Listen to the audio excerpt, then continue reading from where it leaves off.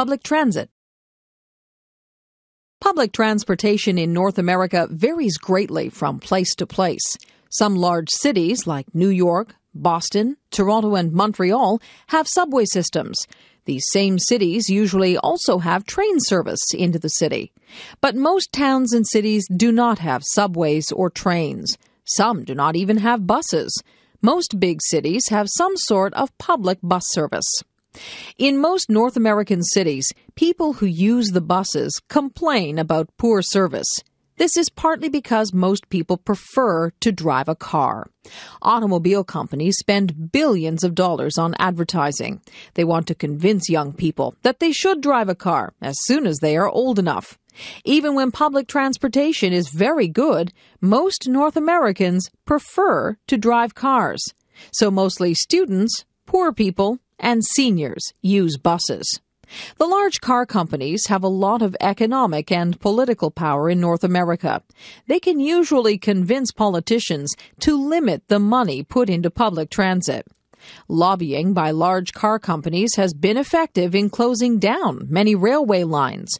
In some cases, large corporations have bought train tracks and torn them up so that no one could use them again.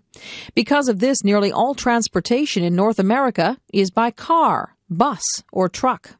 The automobile created the modern North American city. Cars allowed families to live outside the city and drive back into work. Since the 1920s, large numbers of Americans have lived in the suburbs and used cars to do nearly all their daily activities. People drive to school, to work, to the shopping mall, to the theater, to church, and to doctors, lawyers, and dentists. Because the modern city is so spread out, it is difficult to get where you want to go by walking or even by bicycling. But the automobile also causes problems. Car accidents are a major cause of death and injury. Crowded streets and snarled traffic can lead to road rage. Frustrated drivers sometimes get out of their cars to fight each other. Young people often use cars as super toys. They enjoy driving very fast and take risks while driving. A high proportion of serious accidents concern drivers using alcohol or drugs. More recently, some people have accused cell phones of being a cause of accidents. About half of the air pollution in North American cities is caused by motor vehicles. The exhaust fumes from cars and trucks are part of this.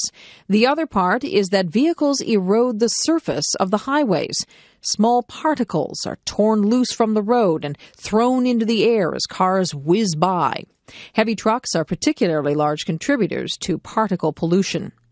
Especially in hot weather, a layer of smog covers many cities. Much of this is caused by motor vehicles. Because city roads are often crowded, the result is frequent traffic jams. When cars are moving very slowly, bumper to bumper, it adds to air pollution. Another problem with cars is that not everyone can afford one. The average car costs nearly $20,000 to buy and about $4,000 a year to operate. So cars are also a status symbol. People with cars tend to move out of the city. As a result, downtown areas are usually where the poorer people live. For a long time, many people have said that governments should try to make downtown areas more attractive to live in. This would include improving public transit into and inside the cities. Then some people may move back from the suburbs, and air pollution levels will decline. Right now, the large automobile companies and oil companies oppose these measures. Recently, there have been cuts to public transit in many cities.